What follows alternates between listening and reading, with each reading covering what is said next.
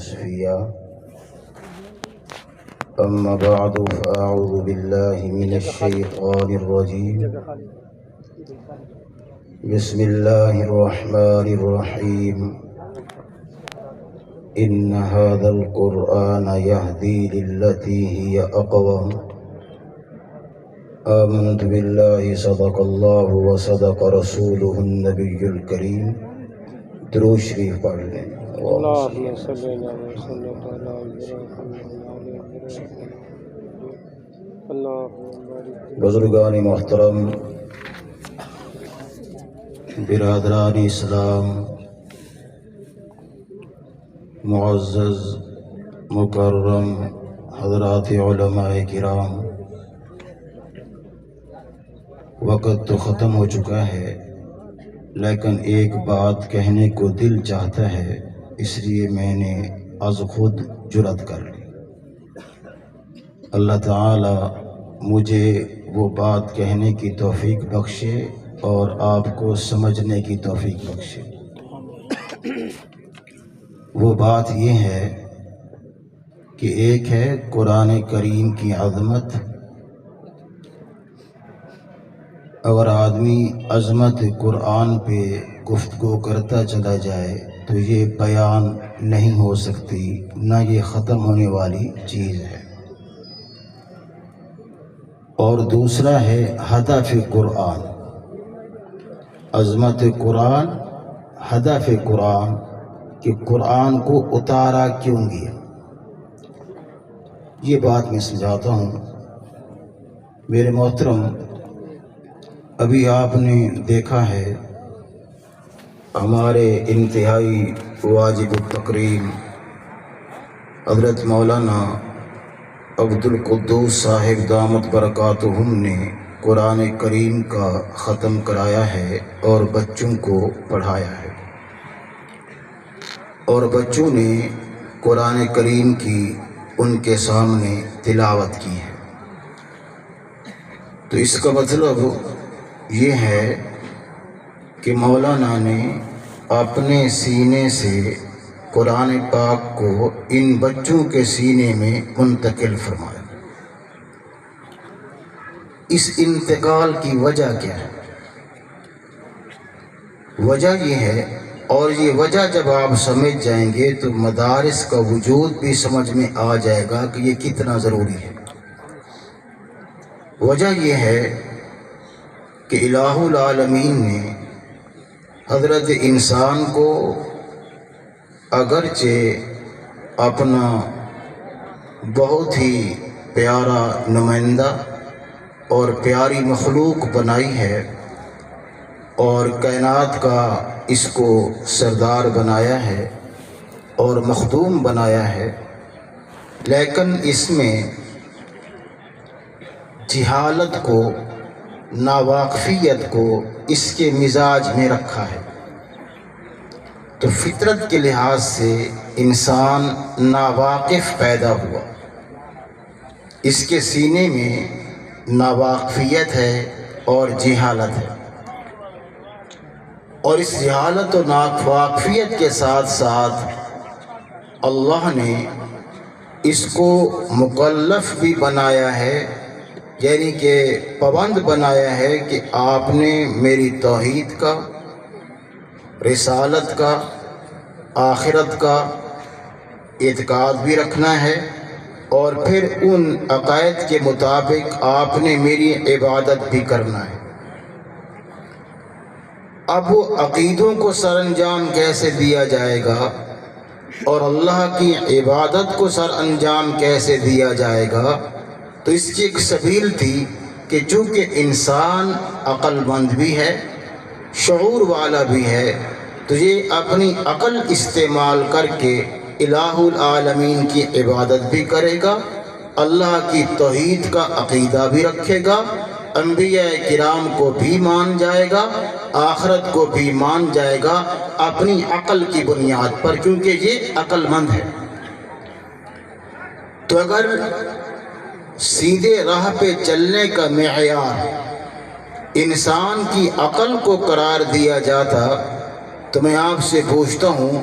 पैगम्बर इस्लाम सल्लल्लाहु अलैहि वसल्लम की तशरीफ़ आवरी से पहले एक ज़माना जहालत गुजरा है। क्या उस वक़्त अक्लमंद कोई नहीं थे? अक्लमंद मौजूद हैं और बड़े फ़नून के माहिर मौजूद हैं, लेकिन एक तवील अरसा ज़माने जहालत चला है, जिससे एक बात सामने आई कि अक़ल की बुनियाद पर अपनी आदमी सिरात मुस्तकीम का इंतखाब कर जाए, ये बहुत ही नामुमकिन बात है। और इधर सीने में नावाकफियत खड़ी है, जहालत खड़ी हुई है, तो इलाहुल आलमीन ने अपनी तरफ से ऐसा इल्म उतारा है जिसका हदफ ही सीनों से जहालत का खात्मा था। तो देखिए, पैगम्बर इस्लाम सल्लल्लाहु ताला अलैहि वसल्लम ने अपनी ज़ुबान पाक से अल्लाह के इल्म को आगे सीनों में उतारा था, और वो सीने जनाब इमामुल अंबिया अलैहिस्सलातु वस्सलाम के सामने ऐसे बैठे थे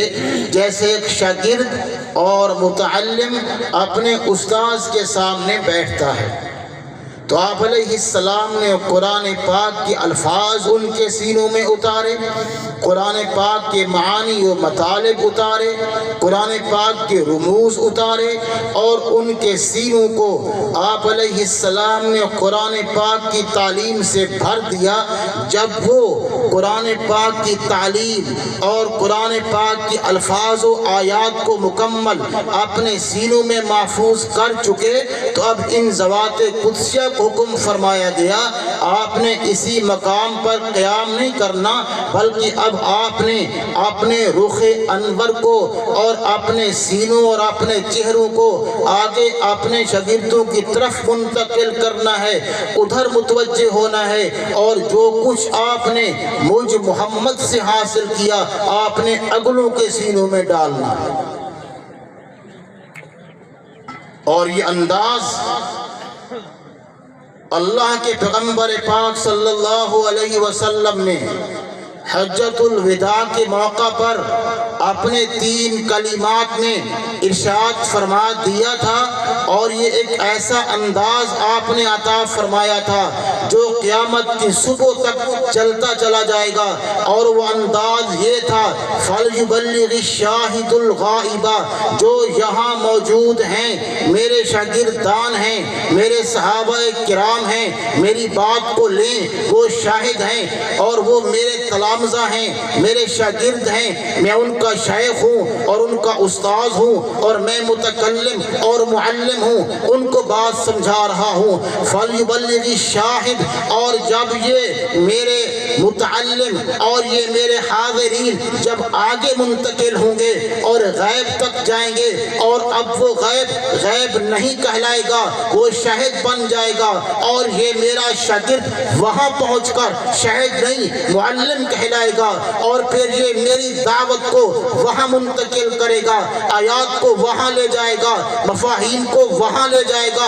और फिर मेरे उस अगले बंदे को ये इरशाद होगा, अब तू आगे मुंतकिल हो जा और मेरे दीन को आगे मुंतकिल कर। वो अगले गैब तक पहुँचेगा, वो गैब शाहिद बन जाएगा, वो शाहिद अब जिम्मेदार बन के अगले गैब तक पहुँचेगा, फिर वो गैब नहीं रहेगा, शाहिद बन जाएगा, उस शाहिद तक मोहम्मद का दीन पहुँचेगा, यूं चलते चलते क़यामत की सुबह तक जा पहुँचेगा।